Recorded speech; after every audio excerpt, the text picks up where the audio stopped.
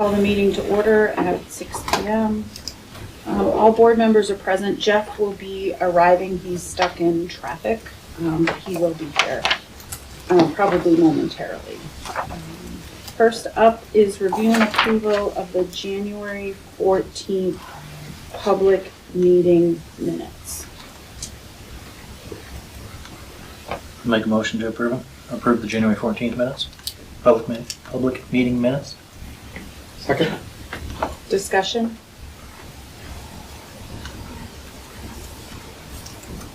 Okay, all those in favor of the motion as presented, do so by saying aye. Aye. Opposed? Abstention? Motion carries. Review and approval of the public hearing minutes.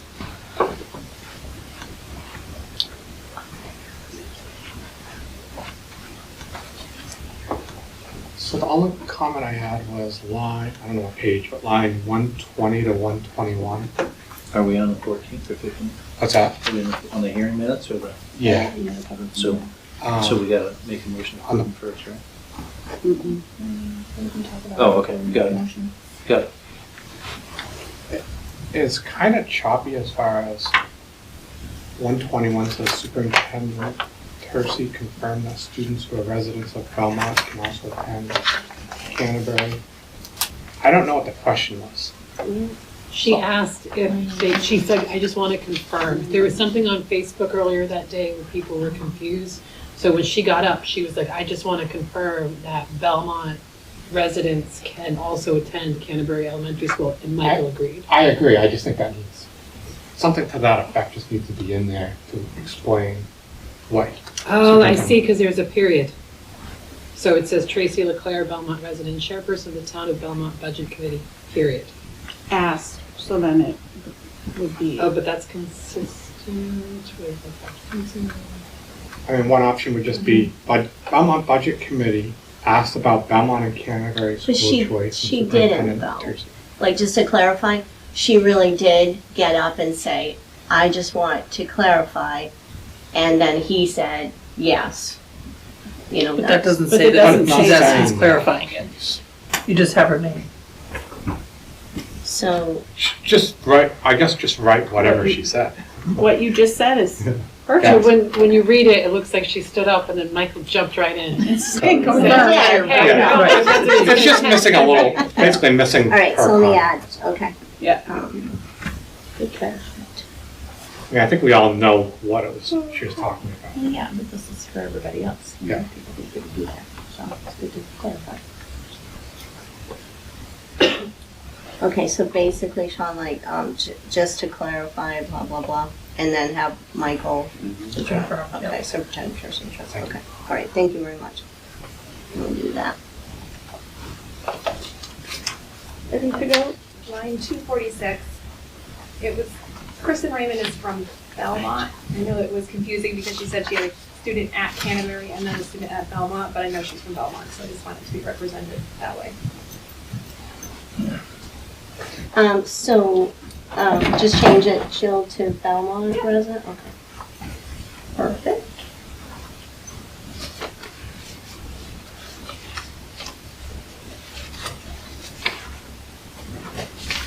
Anything else?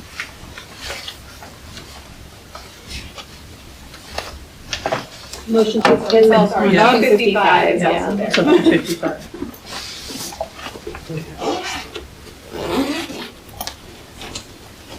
Motion to approve the January 15th public hearing minutes as amended. Any additional discussion? Okay, all those in favor of the motion as presented, do so by saying aye. Aye. Opposed? Abstention? Motion carries. Now, January 15th, public meeting minutes. I know that we had talked about this after we had all sort of shared our thoughts. I think it, Michael had brought up that the intent of the meeting was to take the public feedback from the meeting to make a determination whether or not to move forward with the proposed budget, which was the motion that Randy made and that I seconded. So I feel like we just need to put in somewhere in there that those, because that's why I seconded it, because that was the intent of the meeting. So I feel like we should just put that in there somewhere. I know it was at the end, I don't know exactly where.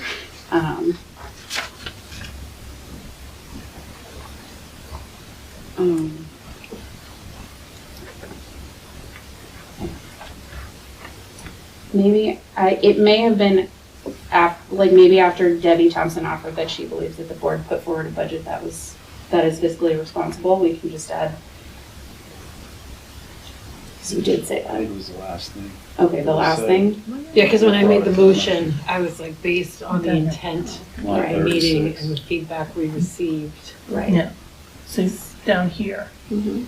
Superintendent Tercey stated the intent of the meeting was to take feedback from the public hearing to determine if any changes needed to be made to the budget, proposed budget. Can we get a read back of that? And she's finished writing it.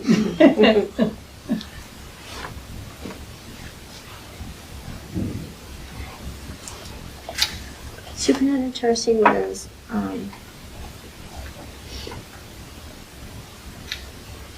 stated that the, purpose of the meeting was to take feedback from the public hearing.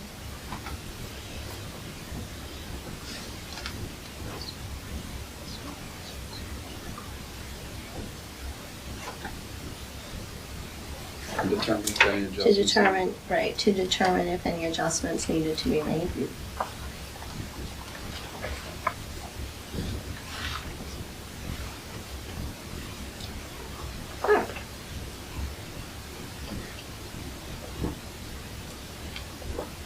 I'll make a motion to approve the January 15th public meeting minutes as amended. Second.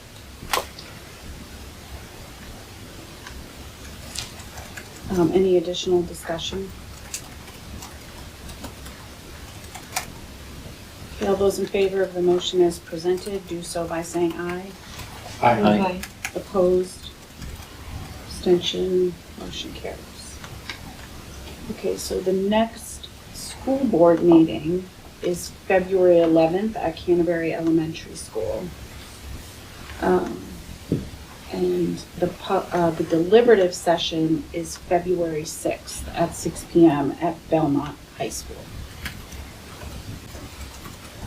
So, hence why we have the orange traffic cones of some sort. So I think we'll talk about deliberative session prep later down in the agenda.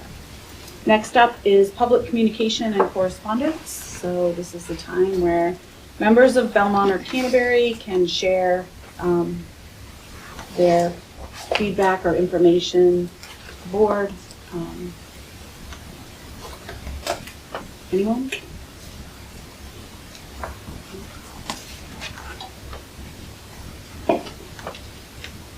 Okay, seeing none, we'll go on to new business. And the first for new business is welcome Mr. Finch and Mrs. Camiri.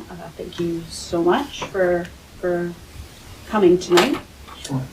And for the information. So you're welcome to come on up. I mean, for the awkward, I'm dealing with a back injury right now, so standing up is a little bit easier for Yeah, me. sure. All right.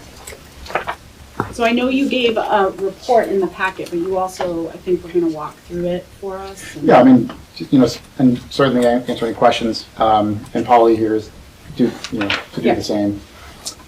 So as the cover letter reports, rather than looking at 1 year of enrollment data, because course enrollment certainly seemed to ebb and flow through the years, we pulled together the enrollment data actually for the last 3 years. Some of the interesting information or kind of outliers would be like in 2022-23 when we were short 3 teachers to begin the school year.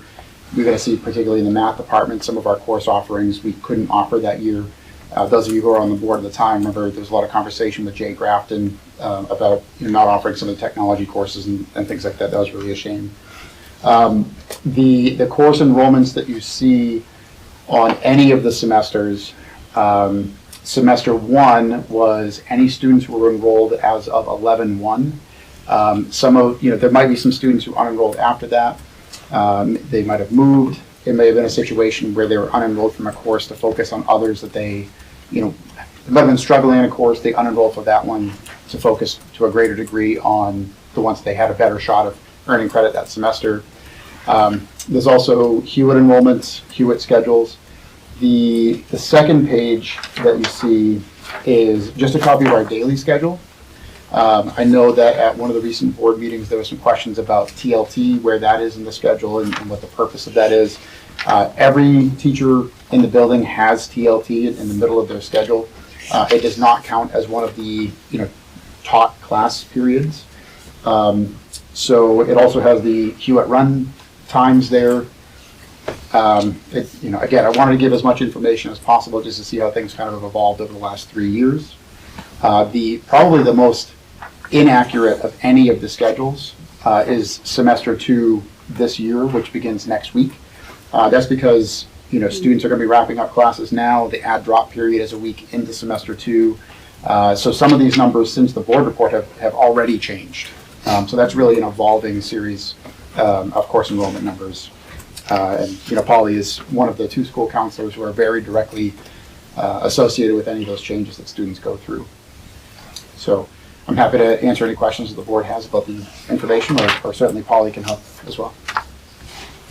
I have a question. So the ones highlighted in yellow are like alternating days, those are the year-long classes, right? Yes.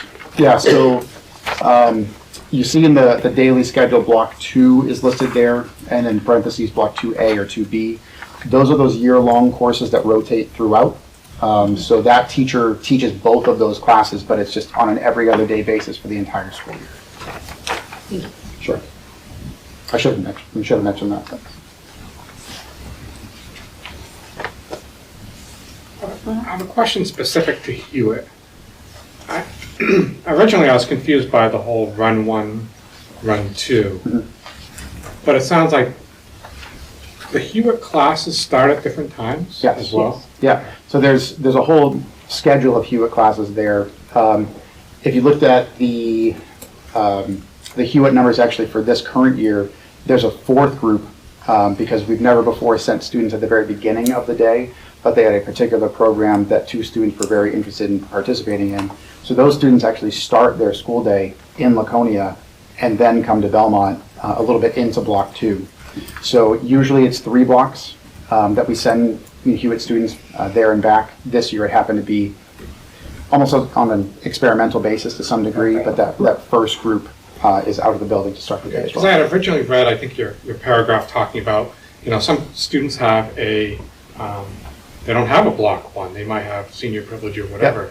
But that has nothing to do with the fact that they're run 2. It might just be because that's when their class starts. Correct. At the Hewitt. Yeah. Okay. Yeah, not every section or a lot of the Hewitt classes, it's a 2-year program, right? So they only offer year 1 at a certain time of day. The year 2, the more advanced program is only offered at a different time of day. So that kind of rotates through.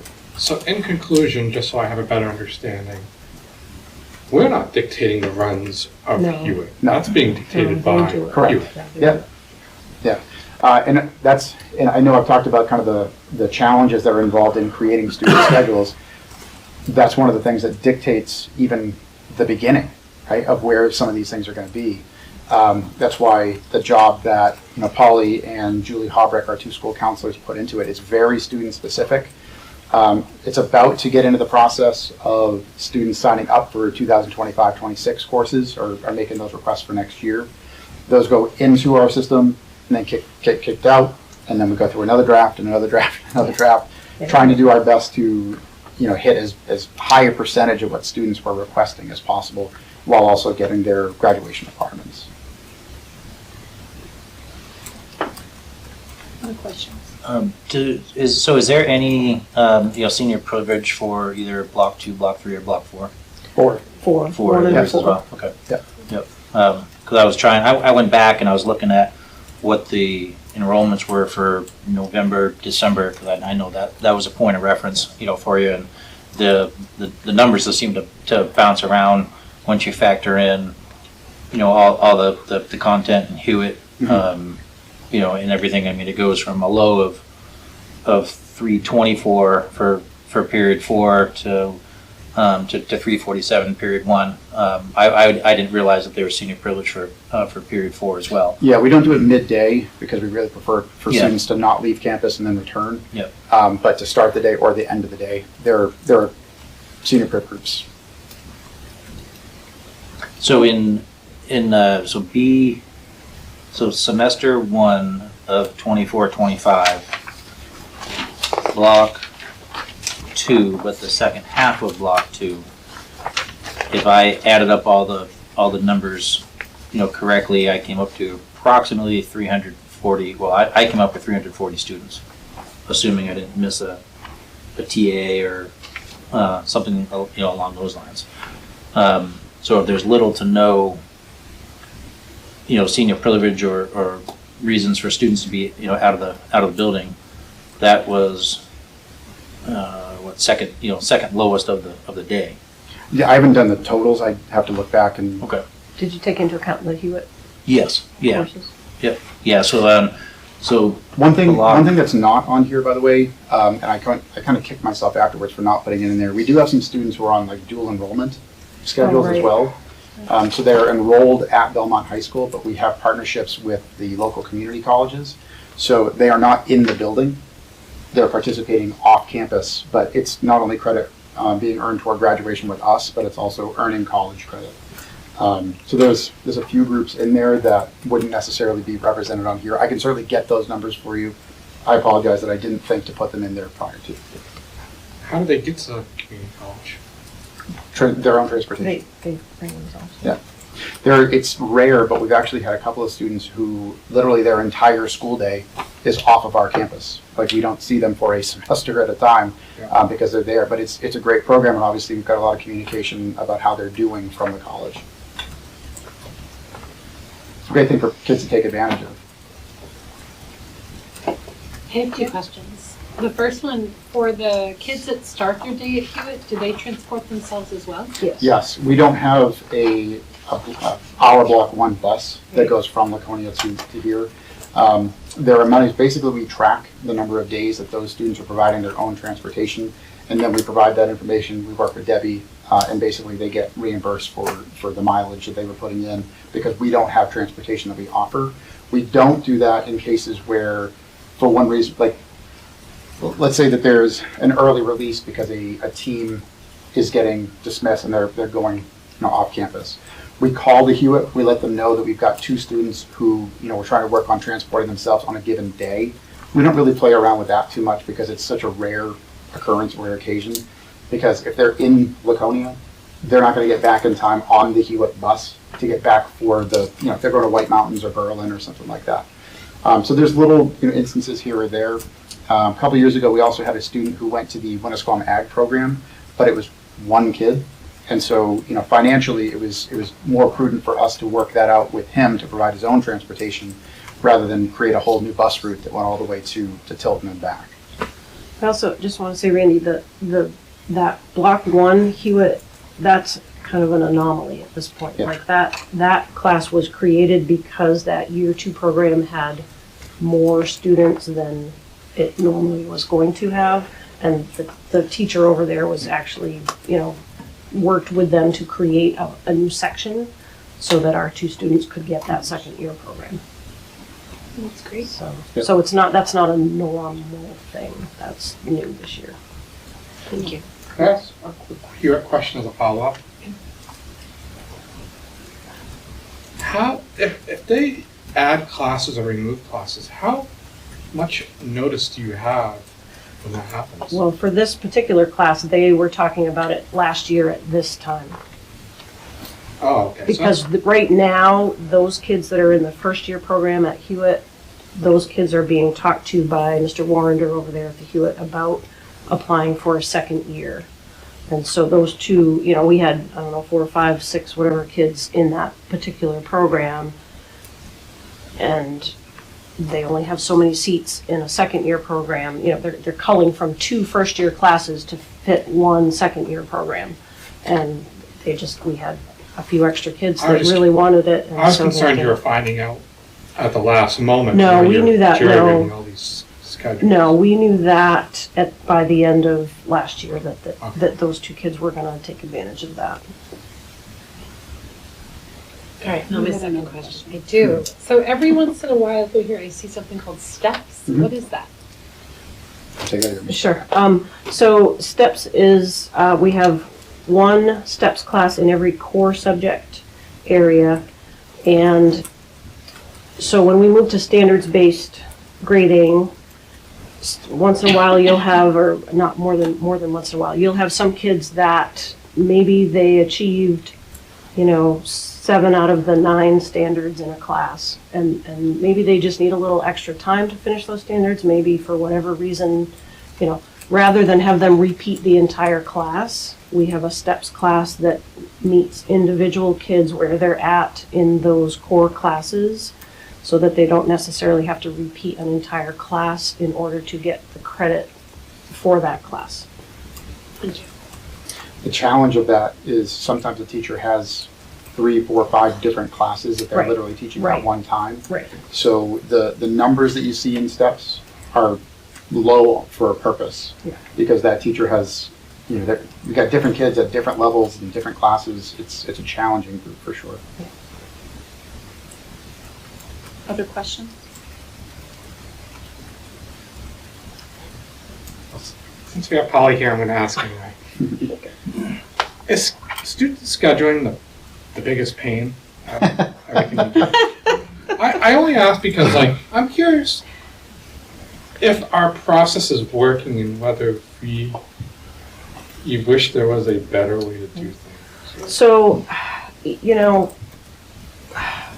in the one other district that I worked in, I really was not part of the process in doing it. I know that they did not use this system, they used a different system, but pretty much everywhere that I know of, it's a process for everybody. And it is involved, because you have to start with the student choice, and the student choice drives how the program gets built and how the schedule gets built based on what students need. Now, students choose, we do our best to make sure that they are choosing the courses they need, and that's part of what Julie and I have to go through, and teachers go through. We give them a list of who signed up for what, and if you see something that is not appropriate, let us know. So we do our best to make that the choices be as accurate as possible, and then that builds a schedule. Okay, that goes into a program, but that process takes a while, because the ALMA system that we use has to talk to EdVal, and EdVal is complicated in terms of, and so it takes a lot of time. Just coming from the higher ed world, I know students have to take these core classes, Yeah. and then they have options for electives, Yeah. and you can program all that so that the student can basically say, I want to change my major and I want it to be this major instead. Right. And you can quickly find out these courses all apply, Yeah. these courses don't apply. Right. But there's programmable ways to do that, and Sure. And I don't know if we have that option to, if there are tools out there that would help with that type of thing, because it does feel like it's a very time-consuming process. I think at the college level, it's a little different, because there are definitely these required classes that meet at this time only, and that's how it's offered to students. Yeah. Where our schedule is built based on the student choice, right? So, and we have students who sometimes need to repeat classes, and so maybe one year English 10 numbers are a lot higher. Yeah. Because some students failed English 10, or maybe with, we got 100 8th graders coming in, or the next year it's 80, or, something like that. So it's hard to make a set thing like that. Yeah. But I hear you. I'm not sure I honestly have the best answer for that, because I have only worked with this system and to do it. But I do know that in the school counseling world, I know that the scheduling process is long and involved no matter where you go. high school level. Other questions? Comments? Well, this time I'm still trying to unpack everything that was given to us. I spent quite a bit of time on Sunday, and I'll continue to do so. I have one question. Yeah. So it shows us Hewitt info, but it doesn't talk about Mini or Concord. Do we not have students there? Like I said, over the last 3 years, we've had one student who went to the ag program. And I don't think in the last 3 we've had any students participate in Concord either. We have, but they weren't enrolled students. They were Okay, there were homeschool homeschooling students who are students. participating, so that wouldn't So have they gone wouldn't be through on us. our, Okay. So that, not that it would have Yeah. been like reflected on here, right, because they wouldn't have been enrolled students. correct. I do think that with the new program additions at the Winnie Center, Yeah. there will probably be more call for that. In fact, I hope so. It's going to be a shiny new building with shiny new tools, and I think that, that'll draw some kids' attention for And some sure. new programs And too. right. So a couple of new things coming. Does the district pay for a homeschool student's tuition and travel costs? Yes. We do.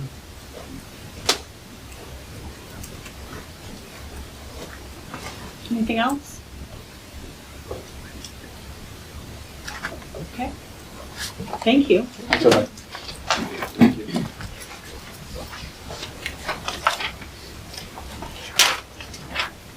Okay, next up is air handler. Jeff? I don't know. Or somebody? Yeah, Steve's not here, right? No, They tag team it. Yeah. So, we started looking at some of the things that were coming up on our CIP and improving it, and we had talked about air handlers probably about 6 years ago. Yeah, it was a long time ago. But I came back on because we're like, well, we don't want to be surprised by something, so we asked Mike Davies, to look into what our district might need for air handlers, and as you can see, the information, if you guys looked at it, it's kind of scary. Because a lot of our air handlers were, when they built the high school, they did a lot of them all at the same time. So they're all gonna go, they're at expected life expectancy, and some are beyond. So he laid it all out for us and which ones should prioritize, which ones we should do first, like DES and CES, they're the big ones we should do first. But it's just over, what was it? Didn't we have one go down at the high school that we have to replace? Yeah. And so that kind of adds to the impetus that, we've got these ones that are in this category of 1 to 5 years, but we've already had one fail. And so now we're starting to worry about, could we have others, and we need to be a little more prepared than what happened this time. And that's what prompted this. So a few years ago, Mike Davey from EEI came through and they did an assessment just to see where we were at that point with air handlers. And then when we had to replace the air handler at the high school, the one unit, that prompted us to do another basically reassessment, because we knew those prices would be outdated, and they went through the entire district and put together this priority list for us, 3 categories. I would also add, I think part of the, real quickly, I think the Buildings and Grounds Committee looked at like, oh, they gotta replace this air handler. Does it make sense to replace this smaller air handler, or can we buy one bigger one and replace multiple ones? And so I think that also kind of lent itself to, we need to take a bigger look at the situation and look at some of the recommendations they're making as to, no, it doesn't make sense in this case to combine, 3 smaller ones to one. This really needs its own, system, versus maybe there are other areas to combine or, prioritize. What is EEI? Energy Efficiency Investments is the name of the company. Is that a contractor that we? Yeah. So that's a contractor we use for some other projects, including like lighting across the district. Yeah. I think we utilize them as, a point of contact. We're not tied to them. Like, we can do whatever, like this would, any type of project like this would go out to bid anyway, but I think they're kind of like our go-tos because they know the district already, they've already got floor plans. Are there any like opportunities for grants or anything? We have looked into them. Mike has also looked into some. It's very difficult. They're competitive types of grants, and they're very difficult to get the grant funding. There's nothing through the state at this point as far as building aid because they're considered maintenance items, not new construction. So it would be very difficult to get grants. We keep looking. We're gonna try, right? Well, we'll try, yeah. I mean, one of the things that he talked about was if you tie solar in, that sometimes will help you get some additional funding. But that's another layer that would be added. Yeah, so we could get more grant funding utilizing solar as part of the project, but that also adds to the The price, cost of the project. And if any board members know of anyone that could potentially help us with grants and looking So- for that might do this as a line of work, I'd love to have a contact. I do know someone and, a professional grant writer, and he told me that because of his role doing that, he pays for access to software that allows him to submit criteria and it shows you all the grants that are available. Do we have anything like that within district? I did take a test subscription for a grant watch to try to find some grants, and I couldn't find any. I was looking specifically for some of the schools, but I was also looking for any that would apply here, and I really didn't find anything. So the equipment that we're listing, is that just swapping in kind, or is that upgrading to, heat pumps and that type of thing, or what are we? Those are the options. So option 1 is an in-kind replacement. Option 2 would be adding dehumidification or adding some of those heat pumps, heat recovery pumps. So those are the different options. And some of them, they're not all just HVAC units, because some of them, they're like Canterbury would have to go to a 3-phase system for electrical, so that upgrade would need to be done before you could really take advantage of some of the other HVAC upgrades. So it's not just HVAC, it's work around improving that would need to be done. Ladders for access.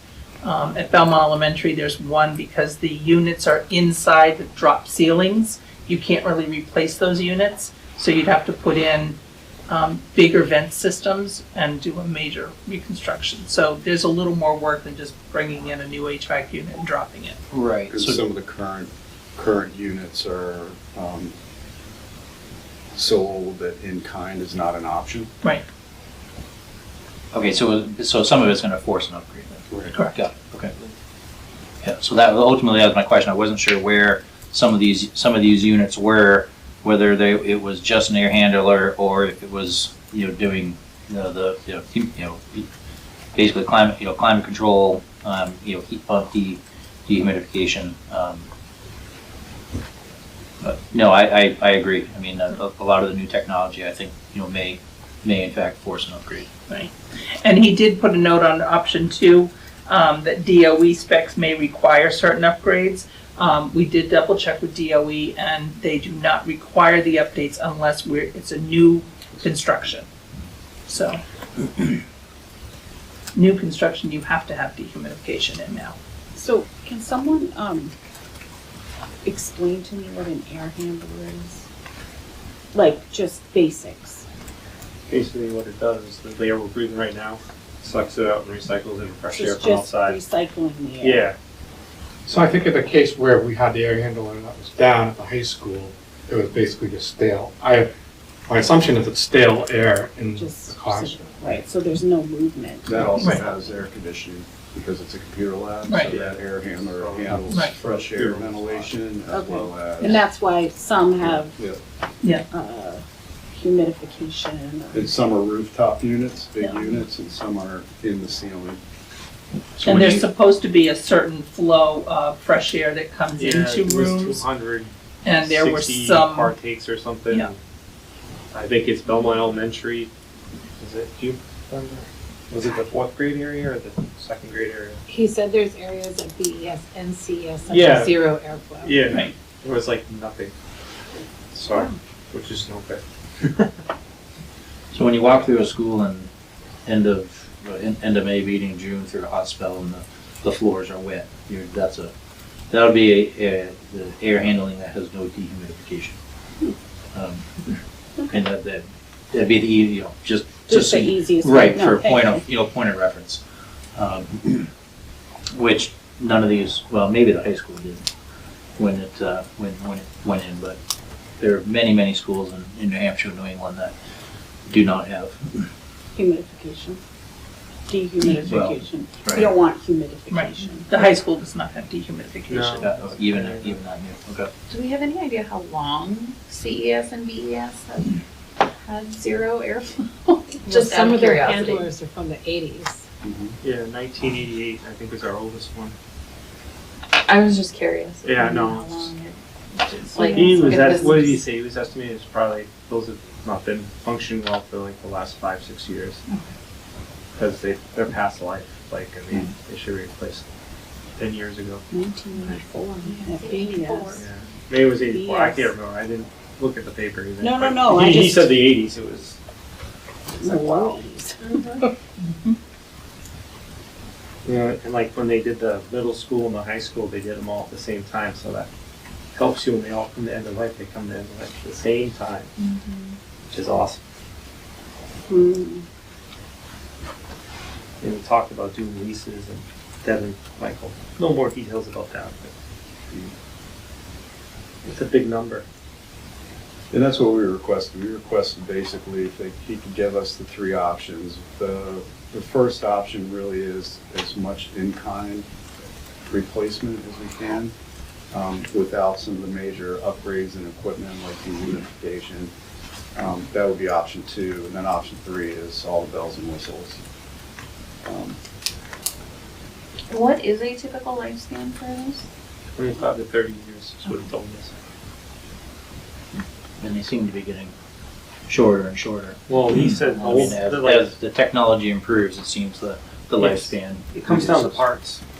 Yep. It's like, he said you could fix them, but you can't get the parts. They don't make them anymore. And some of them on his list, you'll see some have a useful life of 15 years. It depends what the unit is. So,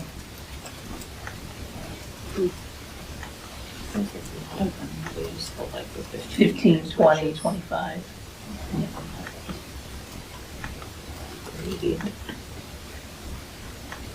So under the priority 3, there's 2 items that were, says installed 2025 that are gonna need to be replaced in 10 plus years. That's, Yeah. Priority 3.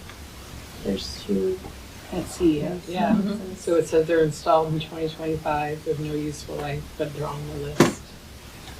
So we wanted to make sure that we had a full inventory of all of our equipment. So he did put those on there, and that's in the 10 plus category. So it's certainly nothing we need to do right now. But we were trying to capture everything, so we'd have the whole list for buildings and grounds to map out what they wanted to address and when.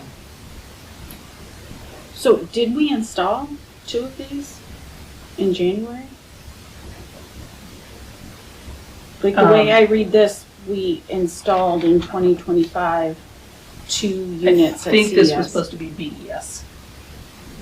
I think those So are the same question, did we install 2 units? we did when we added those classrooms. It really wasn't 2025. Okay. It was the Oh. units we did I at think Belmont that's Elementary. what we're Yeah. stuck on. Yeah, Yeah, that's definitely. Okay, I was just trying to figure out like Good catch. when Right. did we install these? yeah, no, those are the Yeah, we haven't done it. additions at Belmont Elementary.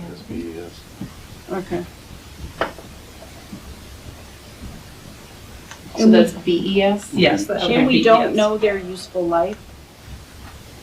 I don't know why he didn't put that in. Yeah, I think that's just an omission. Yeah. But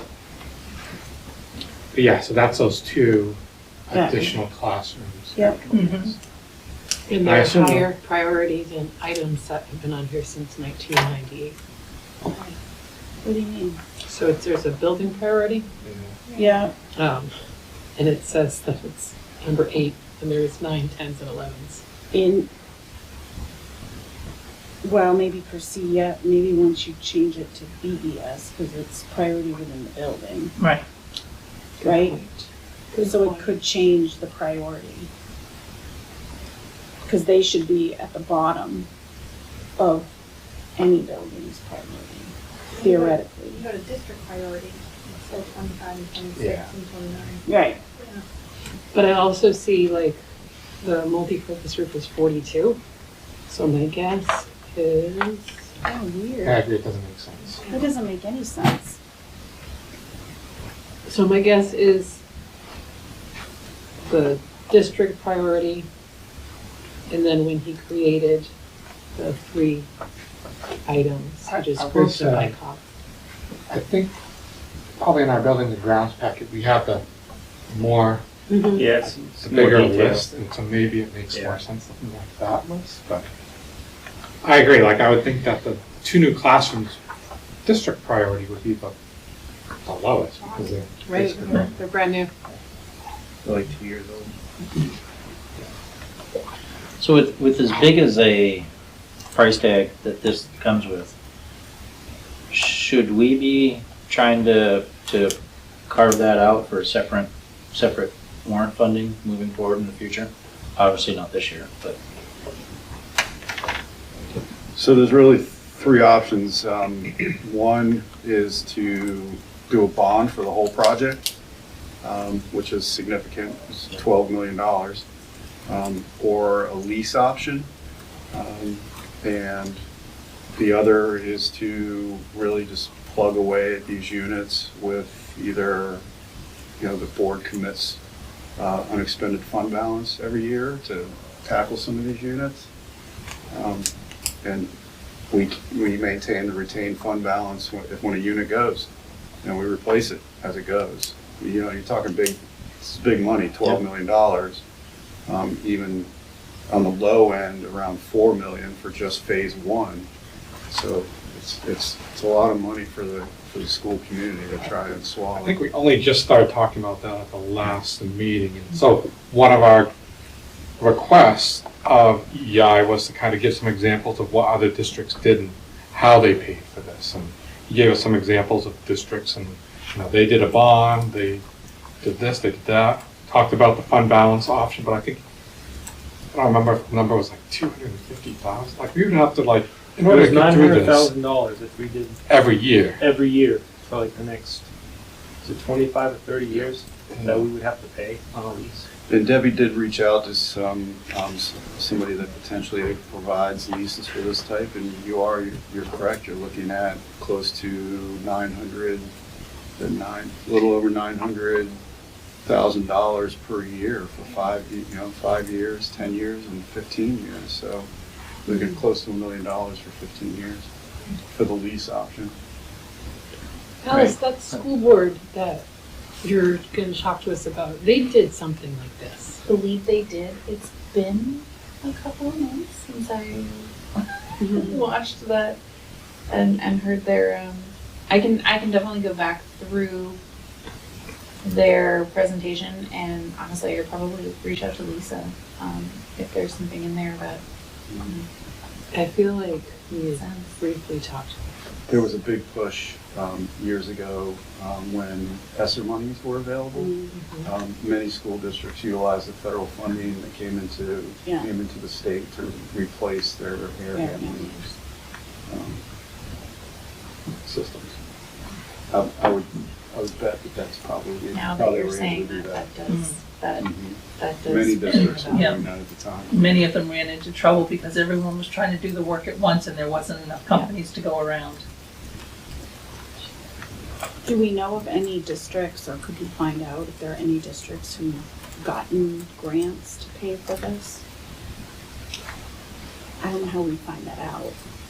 Do you know? I'm looking at you, Debbie. Grants outside. Other of than the money. ESSER funds, I mean, the EEI folks could tell us the districts they worked with specifically. right? But there are definitely districts that they didn't work with. I'm just Right. curious, because I don't know what's out there, and I'm not saying we have the infrastructure to write a competitive federal grant. I'm sure you guys are great grant writers, but nationally competitive grants get dicey. So I just wondered if anyone in the state had been successful doing that. Not that I've heard of, Right. other than using the ESSER funds. I'll reach out to my grant writer friend and see what he can find. That'd be great. Just to see, and then, depending on where it's from, it can just get hard to write, and what they ask for and the time it takes to actually write the grant is significant. And one of the purposes of bringing this forward from Building and Grounds at this point was just to give the Like board a FYI. heads up, right, Jeff? Yeah. Randy? Like when Debbie wanted to be proactive and go for 200,000 on the expendable trust fund, but I thought maybe it was best we went by this season without doing that. That way we can probably start telling the community, look, we've got a big cost coming down the road. And Mike did say, like, pick away at the small ones, like the $35,000 ones. He says, go ahead and try to pick away at those, but he says, you can try picking away at the bigger ones. And he did advise that if you go for a bond to try to do it all at once, he says you're going to be in the same trouble you are right now. Right. Because we have so many that aren't, look how many we have from 1998. So if we replace them all at once, we'll be sitting in the same boat 25 years from now, which is no good. It was actually Jeff, you pointed that out. Yeah, So I mean, why would like, we do all of the why would we units do at it? one time? Because Then then we have to we're replace back them. Right. to square one, having to do all the units again at the same time. Yeah. That's why. We should get on a schedule where we do, and he did point out like the CES, the 3-phase, he's like, we can get units that would go in that building, but he says you're kind of wasting your money if you don't do the 3-phase. He says you can do it, but he says ultimately those units are going to be replaced more often and they don't do as much. So he says, over time, he said you basically, it's kind of balance it out. Yeah, the It's 3-phase is much more efficient, and Yeah. if that was a route that we wanted to go, we'd have to be working with, I don't know if the town With uses Eversource. 3-phase to their, he yeah, was on the also front mentioning end. that if someone else needed 3-phase in the neighborhood, that maybe they could split the cost with you. And So it was recommended, I had given someone the heads up about this, and he was kind of talking to me about how there are some 3-phase discussions in the area. So I'll hold reach on, out to what's him. a 3-phase? I'm assuming it's an electrical upgrade of Yeah. some Yeah. kind, It's, right? it's more power, but more power available for a building. like Okay. Canterbury, I think, has only like a 200 amp service. And then you go to, I'm not an electrician, but I know there's a big difference when you go to 3-phase. You're like a 400 amp to 800 amp service. So, I see. and these units take a lot more Yeah. juice. Okay. They're more efficient with the more juice. But Single phase is residential, like what you have coming into your home. The service. And 3-phase is more commercial. I assumed it had something to do with the amount of power. But he also said like if solar was an option, we wouldn't need to do that. if I recall correctly. Yeah, you'd still have to have the service. yeah, he said solar would offset the cost of the 3-phase coming into the school. He said Yeah. you have to marry it with Yeah. solar You get the and grants. 3-phase because it'll offset each other because you can get some grants for solar panels which will offset the cost of putting the 3-phase in. It's stuff that I don't Yeah, have stuff- great detail on, but I know it's I feel like hand in we went hand. down that rabbit hole of, well, do we go with solar? Maybe we just go with solar in Canterbury, I'll pay for this, and like, it's a much bigger discussion. Yeah. Well, and I think a fairly large discussion too is figuring out whether or not we want to commit to upgrades, to then hopefully, offset either fuel consumption in the winter, or overall, maintenance of the, of the buildings with humidity control. We gotta make some decisions on the front end. I mean, I'm looking at this, I mean, if we committed, or if the board committed, to $250,000 a year, that would pick up one of these units. If we had $250,000 that we could, that we could, encumber, there's 2 units a year, and it's still gonna take a long time, to knock these units off. So, I mean, even if you jumped it to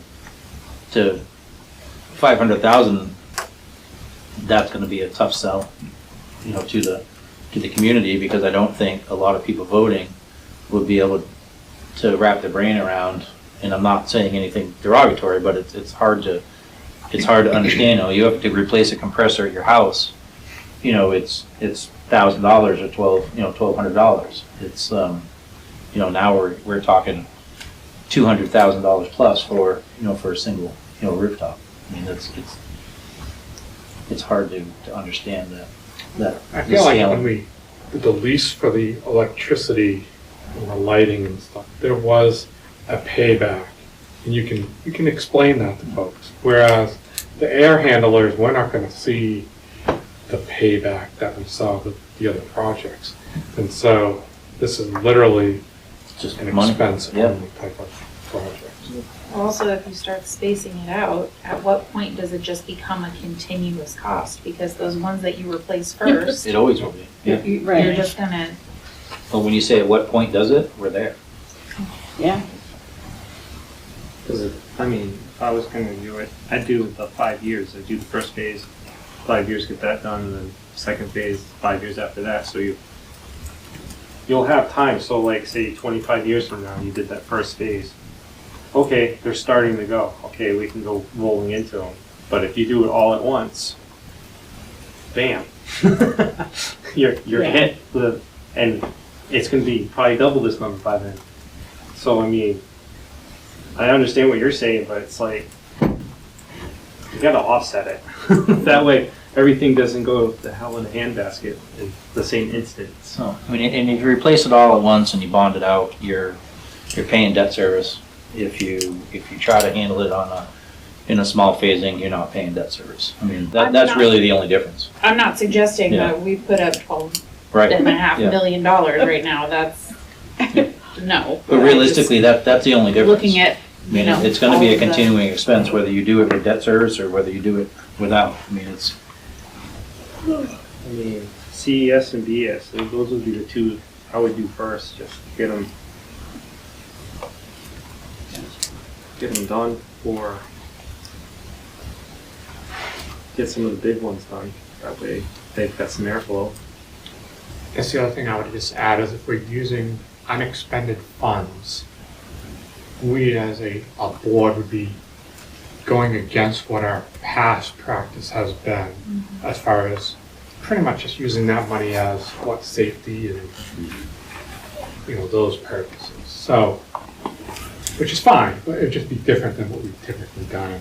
I feel like we should be transparent about that as well. Like any opportunity we have to talk about the budget, we say, you know, we want to, you know, if we have extra funds, we want to tackle these things because this is the giant list, and if we don't touch them, you know, we're never going to make progress. Well, and historically, there's been a certain, whatever the amount is, it varies every year that goes back.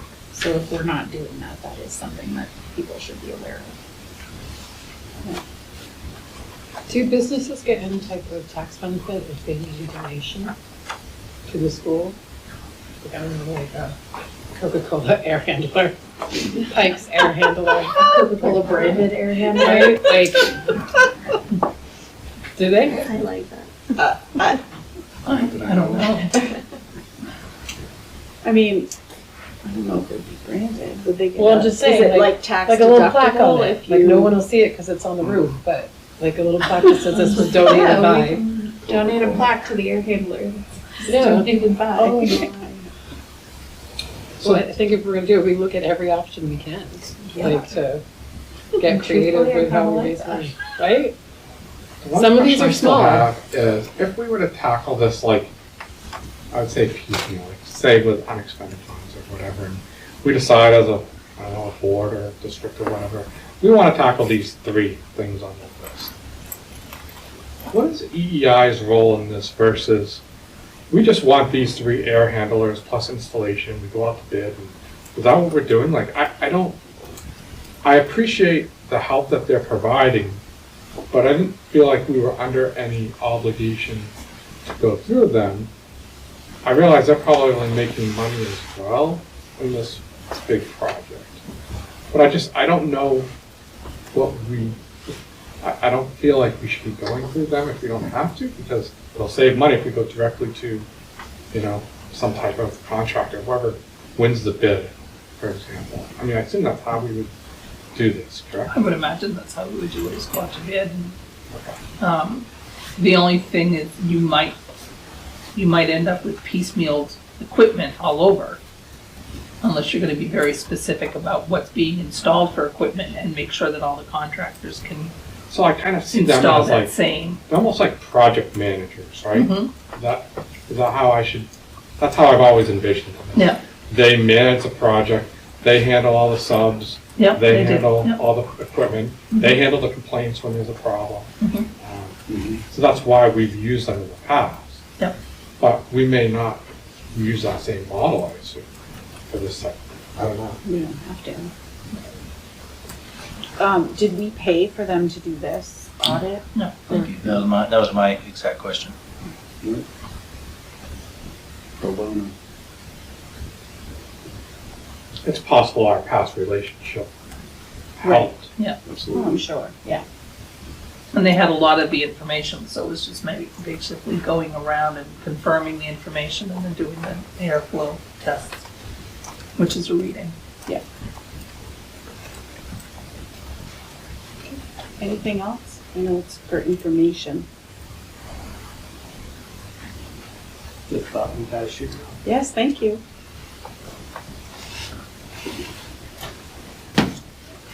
Okay, on the horizon. So, as a reminder, this is what is currently on the horizon, so if you want anything added, we can talk about it. You do see, Alice, delegate assembly discussion for February 11th. Does that work? Just have to rack my brain and try to remember that conversation. I think that was in September. I'll help you with that too. Thank you.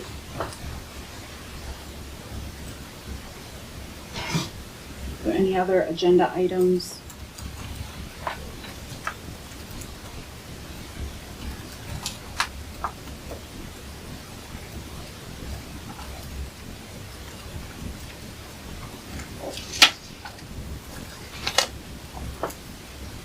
Okay. Deliberative session prep. So this evening, I handed everyone a copy of the deliberative session book. That'll be provided to the community. We're also posting it on our website. It'll be available at the deliberative session.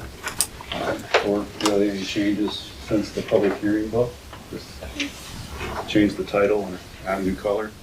And added the warrant article And that's add a petitioned. petition warrant article in there. So I know that everybody already has the warrant article that you would speak to. And if you guys have any other questions prior to the deliberative, just reach out to Debbie or myself. The petition warrant article, you'll see that I had sent you information from our district attorney on the legalities of that petition warrant article. And I know, Mark, that you have that warrant article to speak to, like you did at the public hearing, if necessary. But either Jim O'Shaughnessy or Megan Glenn from Drummond and Woodson, our district attorneys, will be there to really answer any legal questions regarding that petition warrant article. Marking off memory, which is scary for the email that Jim sent us, but he basically had concerns about how it was written. But I also think at the bottom of the email, he said something about the fact that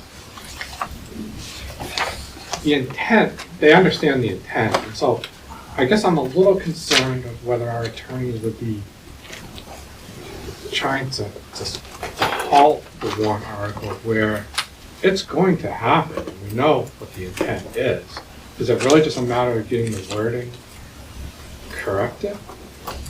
Yeah, I don't believe there's going to be any intent to halt the article in any way from our attorneys. I mean, but they're attorneys, so, and their goal at a deliberative session is to help facilitate the process. And I guess I'm just understand the worried legality about of it. them coming off as an extension of the board who disapproves of the I think we as a board voted against the Right. article. And I'm a little worried that How that's that could received. make us look Yeah. bad if the attorney's making it difficult for people, if that makes any sense. That, I understand the concern. I think that the way it's gonna play out is that there'll be questions that'll probably come from the floor that the attorneys will then jump in and, answer any questions. The board's not driving those questions. I think they're gonna be there specifically to answer any questions the community might have about the article itself. Another question. What if no one That's what I'm shows, assuming, so that's what I would think would happen. what if no one shows up? Who, Sponsor. yeah, well, who put this warrant article out there? Who's editing it? We don't know. We don't know who drafted it. So it'll be read again, at the deliberative, and then, basically go through same process that we had in here. Yeah.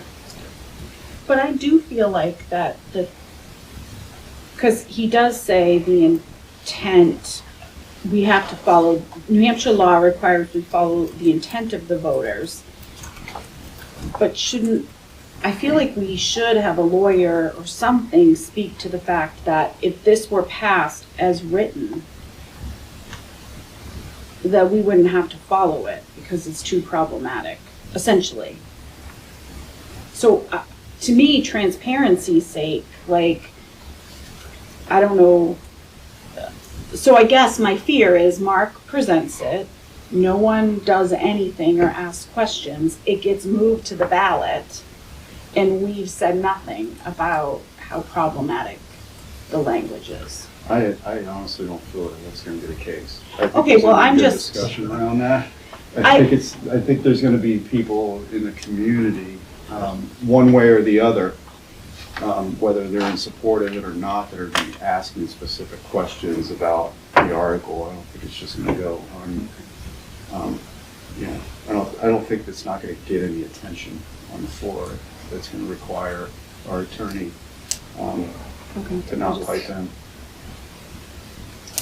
Another question. Michelle, I was thinking the same, potentially the same thing.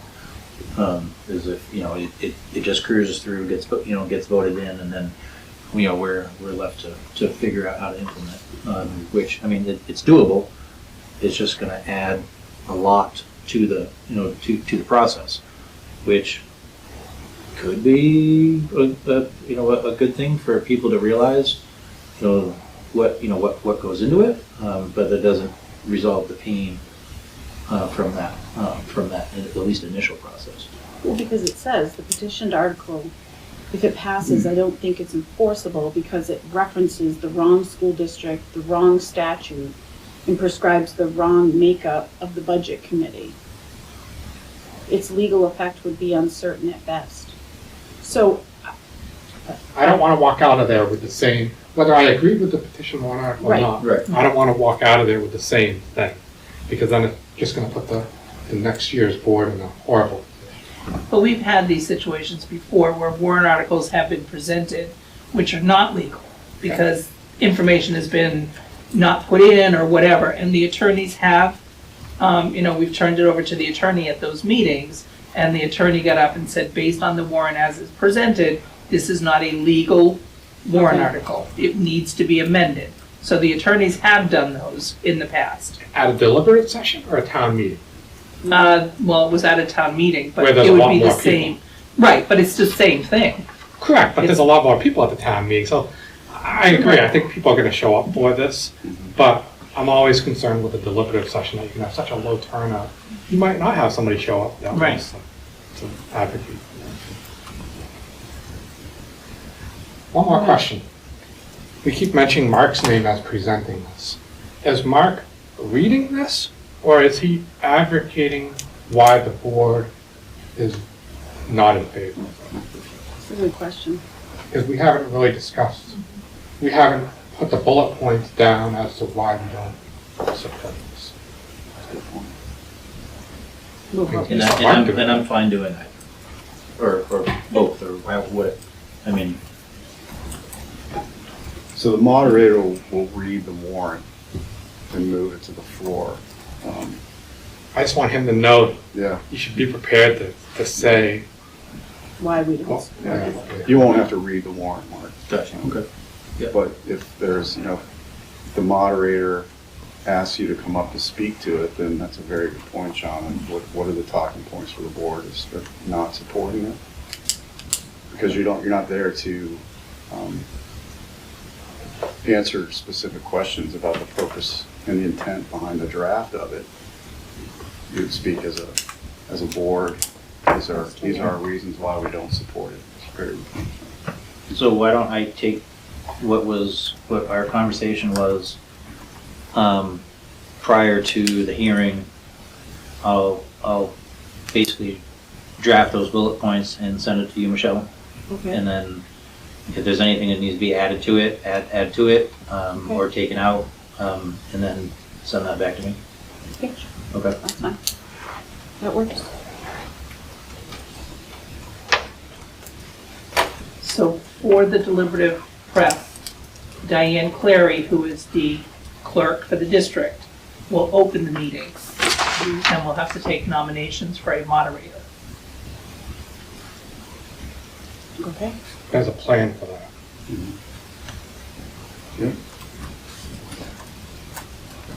Okay.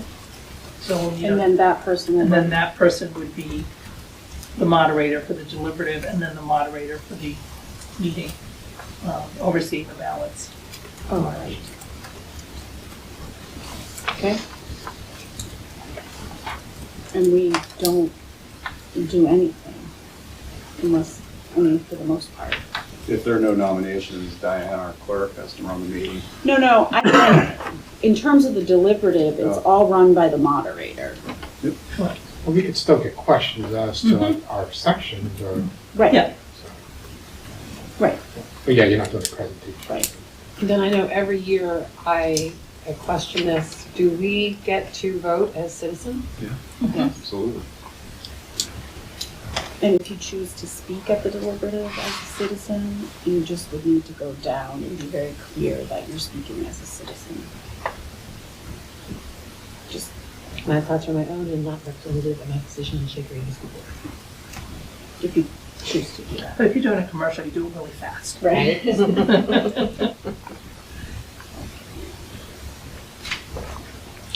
Anything else? Okay.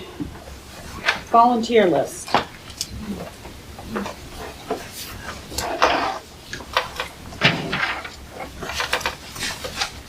Make the motion to accept the volunteer list for the noted exceptions. Second. Any discussion? Okay, all those in favor of the motion as presented, do so by saying aye. Aye. Opposed, abstention, motion carries. Next up, public communication and correspondence. Anyone in our public? Can't see Sharon Hampton, but she's there, so. Okay, seeing none. All we have in non-public are the meeting minutes. If we can approve them. Motion to approve the January 14th non-public meeting as presented. Second. Discussion? Okay, all those in favor of the motion as presented, do so by saying aye. Aye. Opposed? Abstention? That's fine. Yes. Motion passes. Yes. Still in public, right? Yes. I'm hearing stuff about the boys lacrosse. Great, everything. Are we fully funded to allow that to happen as far as like uniforms, coaches, transportation, referees, all that stuff? We're going to work within the athletic budget to make Okay. that happen. Okay. I mean, Fully funded means being able to cover the program, but it doesn't cover equipment, Right. lacrosse equipment, so people would be responsible for purchasing Just their equipment. Which Yeah, is typical similar of to like our girls hockey lacrosse. program, and girls lacrosse. Yeah, I mean, my assumption, I thought the position itself was still in the appendix here or whatever. But then I got to thinking about like there's all kinds of other costs associated with having a team. And I didn't know if those were still in there or whether we're just finding. Yeah, we're gonna work within the athletic budget, because it's still an appendix B, just with any season, if we have enough interest Yeah. within it. Yeah. We definitely will be able to cover that cost. The uniforms are probably the most expensive part of it all, but we'll have enough money in the ref lines and transportation, so. I was concerned about it getting started and then hitting a stop because, well, we didn't know we had to pay for busing and like whatever. So. Anything else? Motion to adjourn. Second. All those in favor? I guess we could have discussed.